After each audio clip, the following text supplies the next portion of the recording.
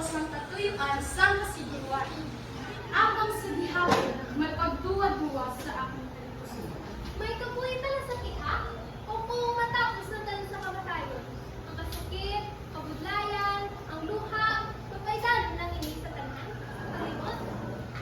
Nandumduman ko sa una may naghambal sa akong parte kay Kristo. Nagtuo ako ng may Diyos. Pero dubod ay matihan niya nabanhaw siya. Gani, nagapabilin ng akong tagpang duwa-duha. Apang sa mas nakilala ko siya, nakita ko ang kabuhi na ginbagan mo. Ang mga wala sa paglaon, nakaangkon sa paglaon. Ang mga masakitol, nakaangkot sa kainuhan. Ang mga nagapangita, nakakita sa kamatuoran. Sang nakilala ko siya, nakita kong sabag sa akong pagpangita. Ang kasiguruhan nga binapangita ko, ara ng galit sa pagtuo sa iya. Wala na ko sa pagpangduwa-duha. Kahit batugan ko ang natuon na kaluoy kaguglan niya. Si Kristo na dali ang sabat sa tanan ko makapagduwa-duwa. Ang akong pagtuo, ara na sa iya.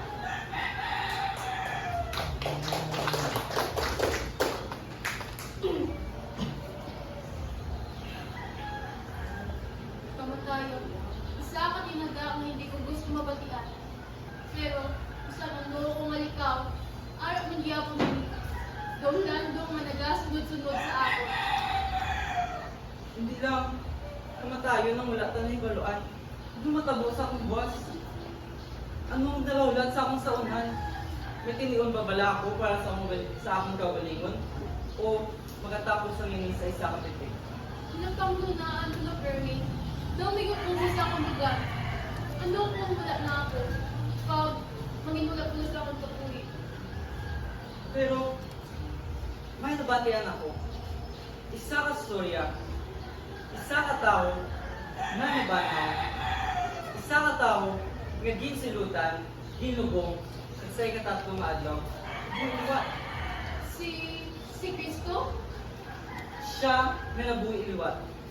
Siya nga may gahom sa tanan. Lakip ang buwas, lakip ang akon ni baluan, lakip ang akon wala na hibaluan. Siya ang nagpuyat sa tanan? Siya ang nagpuyat sa kabuhi? Sa buwas? Sa palabuto? Hindi kita? Siya ang naghupot sa akong kabuhi. Siya ang wala sa kahadlok sa kamatayon. Siya ang muang ginsuguran kag ang katapusan. Siya ang muang Ginoo sang subong, sang naligad kag sa palabutan. Wala nakahadlok sa wala ko nahibuluan. Wala nakahadlok sa buwas. Wala nakahadlok sa kamatayon.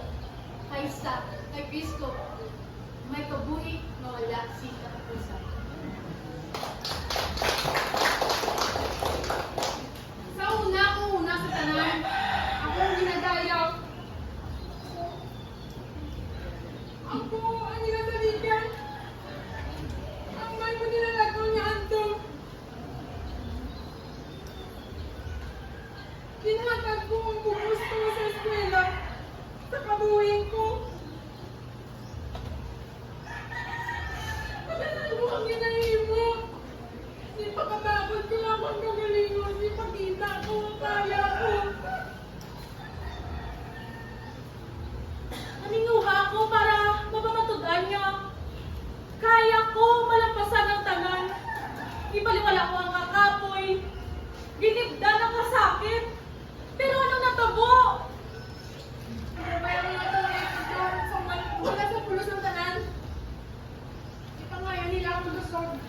Pero sila, wala dito sa akong nagaginaulan.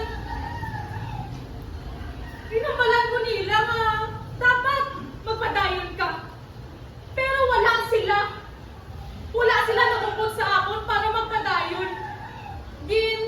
Sakripisyo ko ang tanan. Hatag ko ang tanan-tanan. Pero kulang sa gihapon. Kaboy na. Gusto na. Pero sa tunga sa akong pagkaluya, may nagpalapit sa akon. Dumdaman mo si Kristo. Sili nila. Si Kristo? Sa siling kabudlayan, napakpahimo niya para sa akon. Pero, nabatian ko hiyang istorya. Nakita ko isang katao nga nakaabong sa masakit na po sa amon. Di talikdan, di bayaan, di pakamanaon. Pero wala siya naghimaraot. Wala siya nagpamasol. Kag wala siya nagbiya. Bisan gilubong na siya sa kasubok ang kasakit. Kaya naman diyan ko ka nagambal. Dili lang ako. Mo, ang paglaong na ginapangita mo. Imbag ko niya ko. Gipuhi, naliwat ako.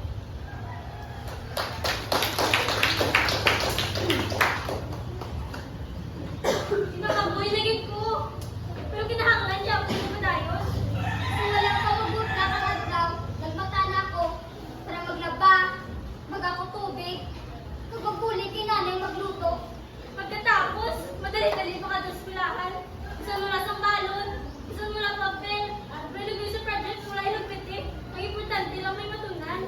Pagkatapos kasi wala si Paway, manilihig, mangahoy, mabaligya. Isa na nung kapalita sa kwarto para lang may makaon. Ang iba excited mag-prom. Ako, una-una pa ako may bugas, pa ako may buwas. Ang iba, nagapangayusing bago ka sapatos. Ako nagapangamuyo lang, katani hindi kong pita sa akong tsinelas. Nga ako! Nga kami! Ano kasala na amon nga amon yung amon pangabuhi? Kabudlay! Pero kagabi, nakita ko si nanay. Wala na siya may hatag sa akon. Wala na kami kalanon, karagwas. Tumilala ko kay Jesus.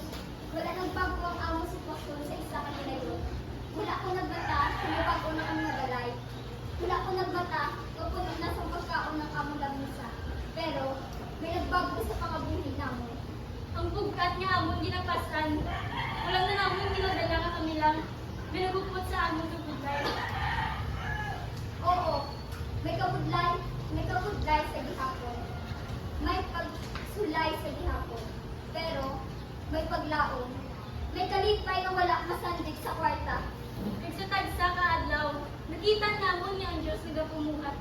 Gamay lang anay, pero may kauswagan. Ang wala namon makita sa una, yung pakita niya. Ang sa una imposible. Hinay-hinay na ang naging posible. Ang akong pamilya, layo pa, pero layo naman sa una. Tungod lang sa grasya sa Diyos. Yung pakita niya, isa na yung kabudlay, isa nandong ang pag-antos. May kabaydan, may kabaydo. Ang among kalaabuton, wala sa kalibutan. Kundi, sa kabuhi kawalay katapusan.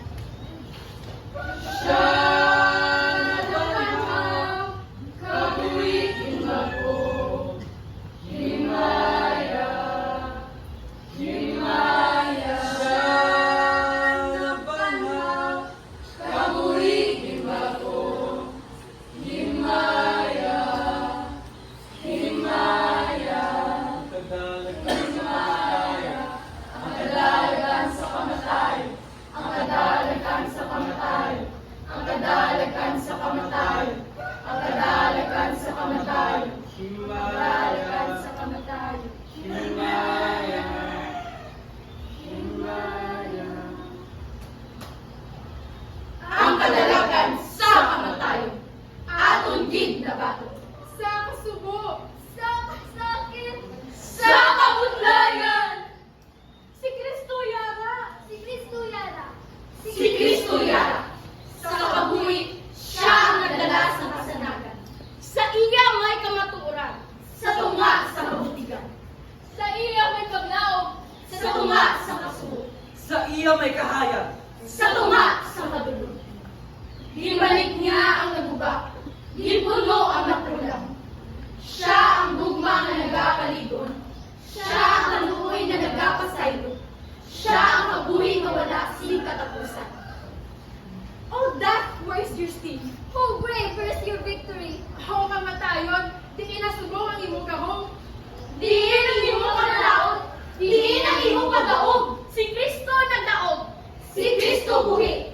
Paglaong mawala sa katapusan. Aton karon isinggit. Ang kadalakan sa kamatayon. Wala na sa gahong magbalik. Si Kristo buhi. Siya ang aton lalangkan. Sa kabuhi nga wala Kita